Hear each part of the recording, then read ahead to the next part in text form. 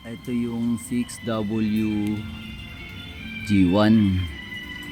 Ang problema nito, maayos naman siya ang minor, maayos naman ang mandar. Ang problema, kapag inapakan mo ang silinador, tapos medyo mabigat na, lumalagatok na yung makina.